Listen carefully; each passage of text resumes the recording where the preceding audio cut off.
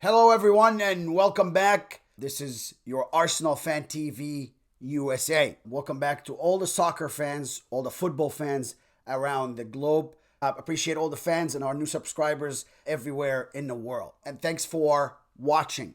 Today, we come back to you with a win, finally. Arsenal took on Barcelona at the Sophie Stadium, which is in Los Angeles, a $5 billion venue that's actually up for the World Cup final in 2026. That's the home of the Rams, which is a National Football League, American football team here in the United States. That's owned by the same owner, Stan Kroenke, that owns the Arsenal Football Club. So the game, of course, was sold out. Probably about 72,000 or so were in the stadium. Lots of Barcelona fans, lots of Arsenal fans. It was great to see. It gave me goosebumps, and it was really, it was missing just one thing: beautiful soccer or beautiful football by the two teams. And you know what?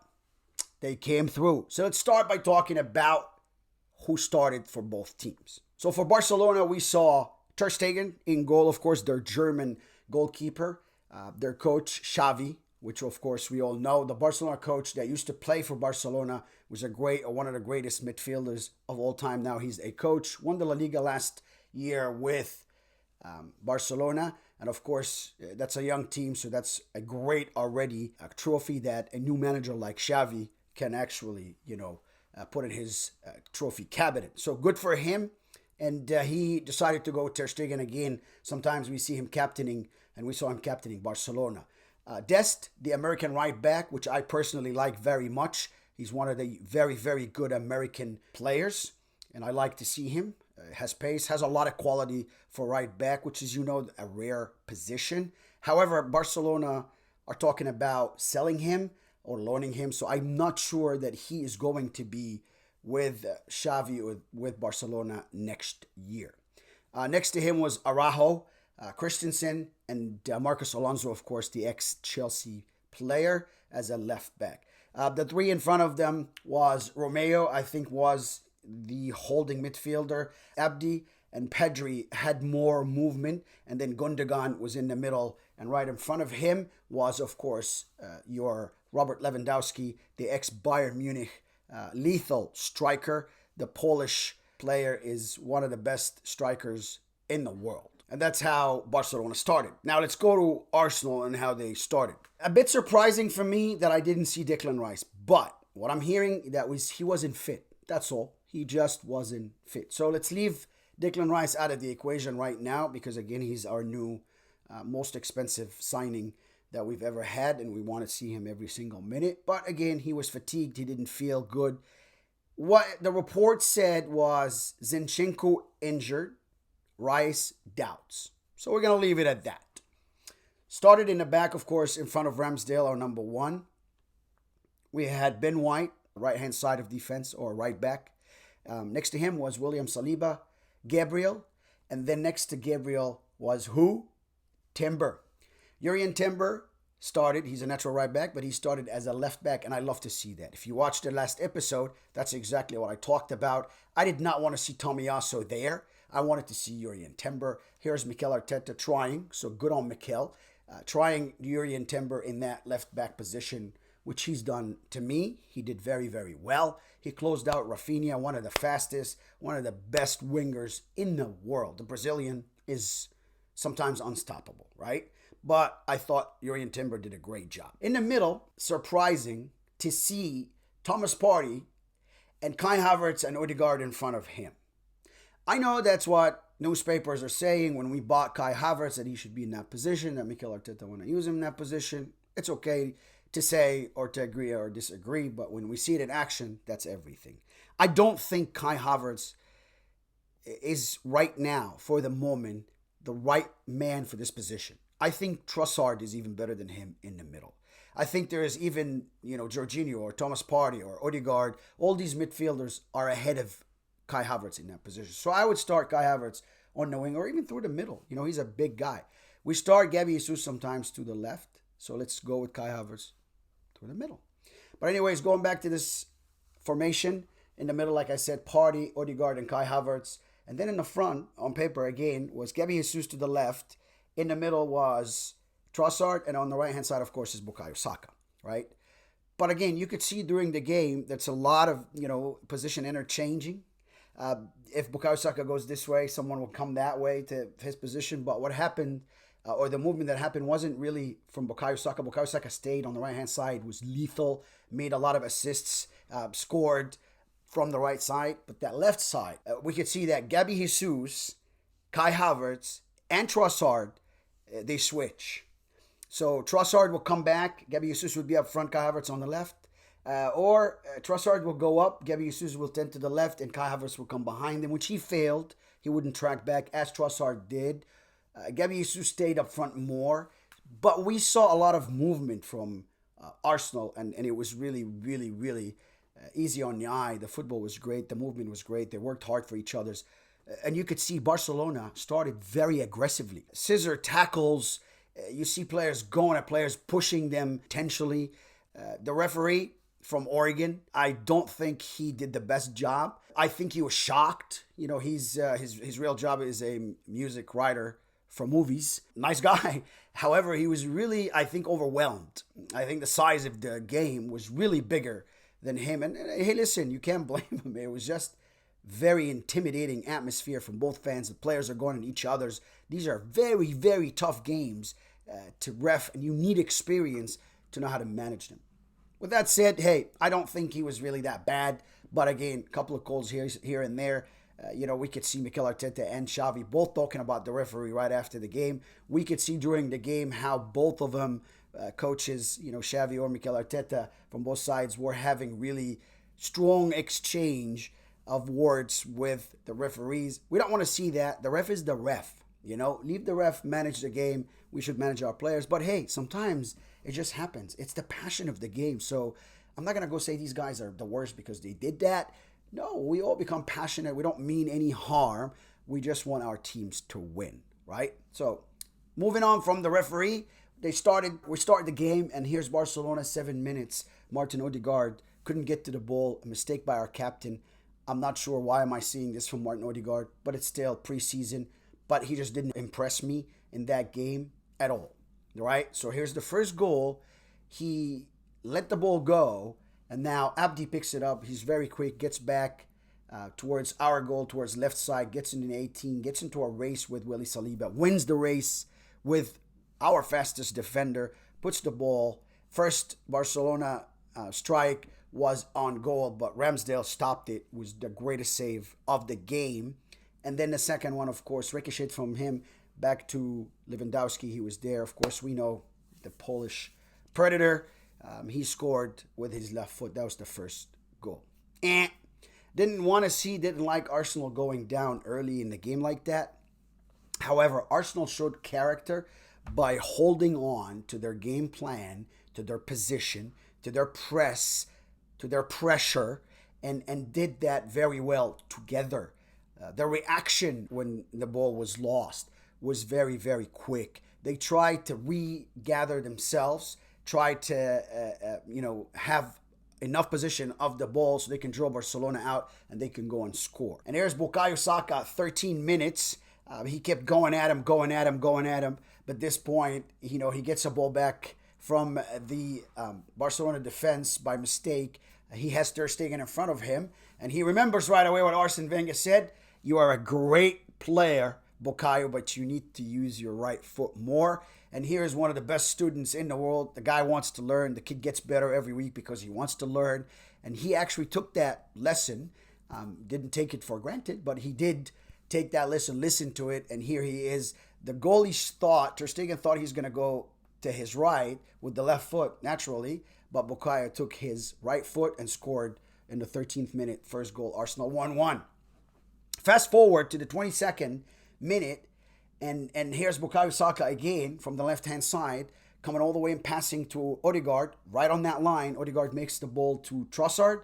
Trossard tried to score his first, but the hands of Araujo was in the way. So the referee right away gave a penalty.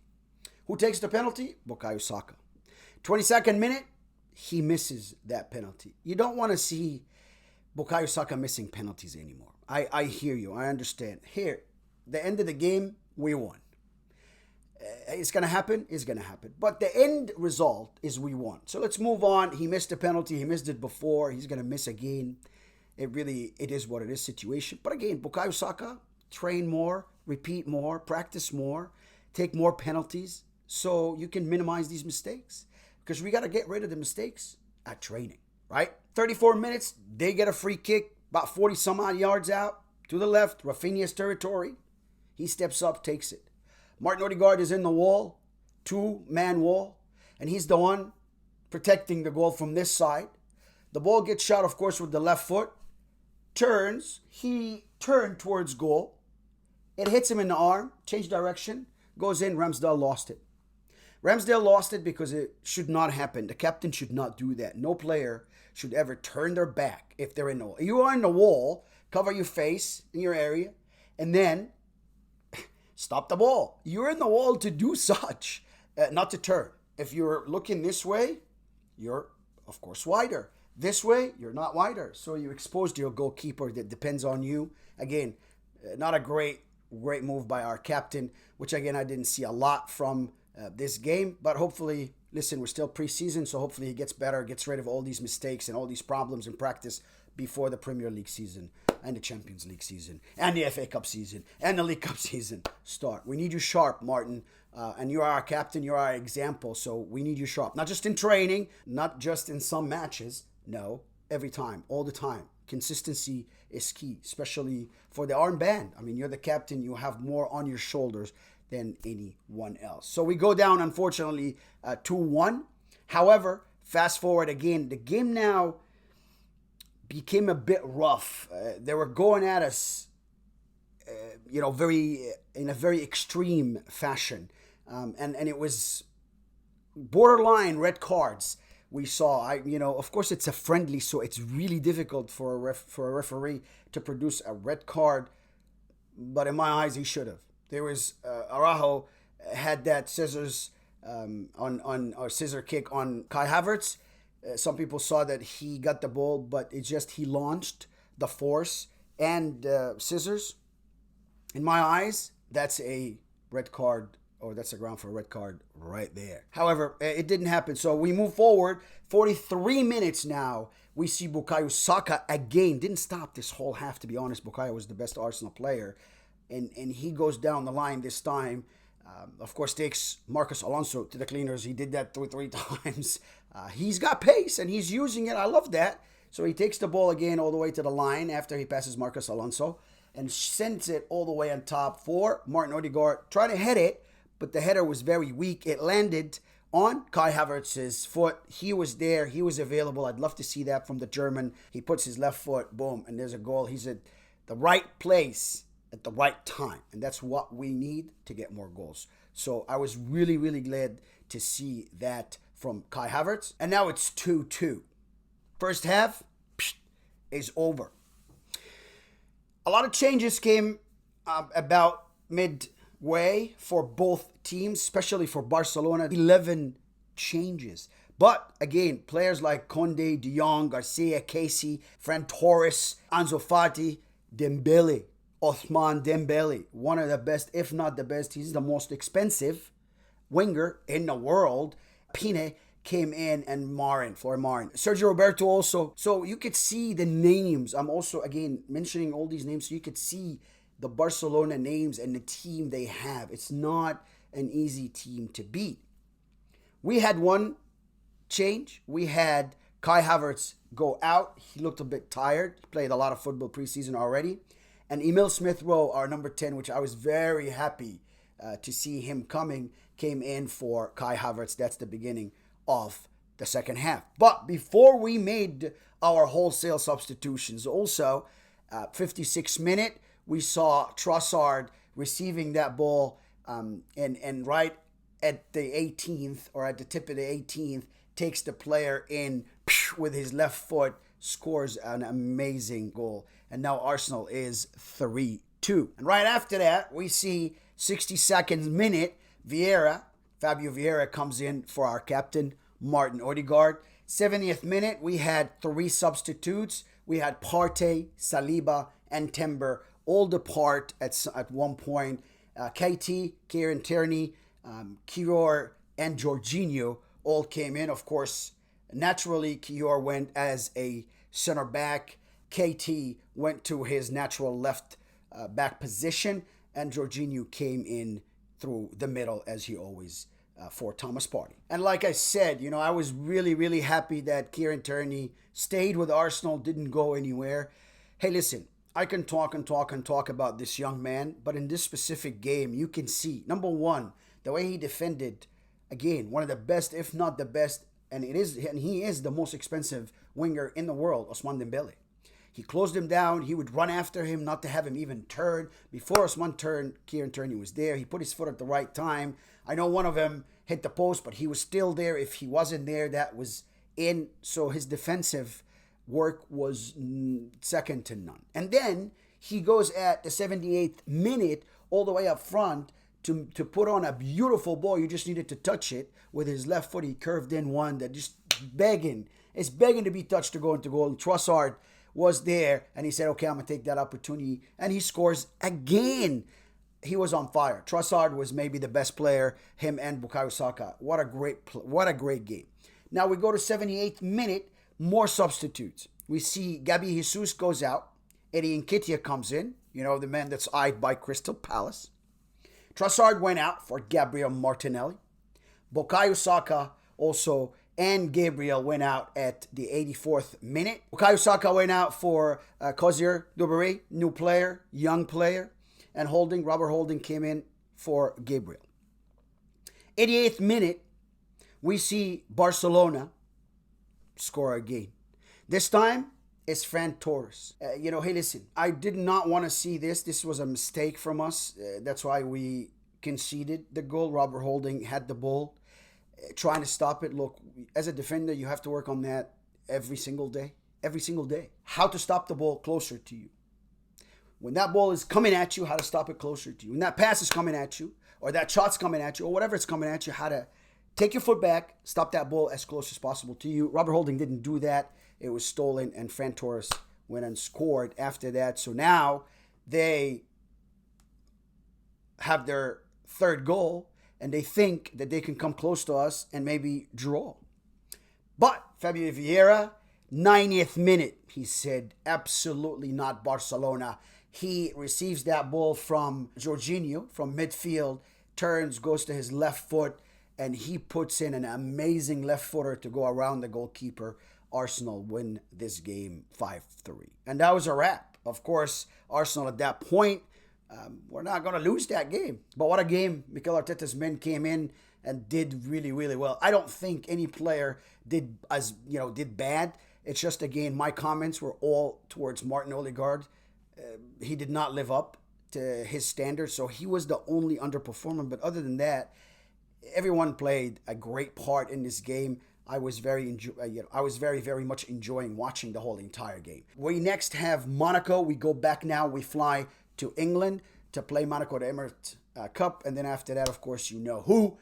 Man City at the FA Community Shield. So we're moving on from the Arsenal game. We have to update you on the MBAPPE situation real quick because as you see, we come up with an episode about MBAPPE now every other day, right? That's why the last episode said again. But hey, again and again, we're going to talk about him till we see where he lands. He's the most exciting striker right now in the world and probably the best. So we want to see where he goes, and that's why we always bring you the update. He now refused to sit down with Al Hilal agent or representative that flew to Paris and currently is in Paris to meet Mbappe. Mbappe said no. Mbappe does not want to go anywhere. He may see that this year in France with PSG, cash next year, become on a free transfer, and then go to Real Madrid. Maybe that's his plan. Very smart. Hey, listen, whatever he chooses to do is his own choice, and it is what it is for everyone else. Everyone wants him, to go play for them even for a year. Like the Saudi said, we're going to pay him $160 million a year. Or 160 million what? Euros a year. That's, close to $180 million, right? A lot of money. But he said no. He didn't want to meet with them. So that's what Mbappe is at right now. He's still a PSG player. He is training with some other unwanted players. Wijnaldum is with them. So they're like the unwanted team that are still training in Paris or Paris Saint-Germain, with Paris Saint-Germain. The rest of the team, as you know, is on a pre-tour in Tokyo. And they're going to Korea next. We wanted to update you as Arsenal Fan TV, America, where Mbappe's situation is at. Thank you so much for watching. Don't forget to subscribe, like, and share. We'll see you in the next episode. Bye now.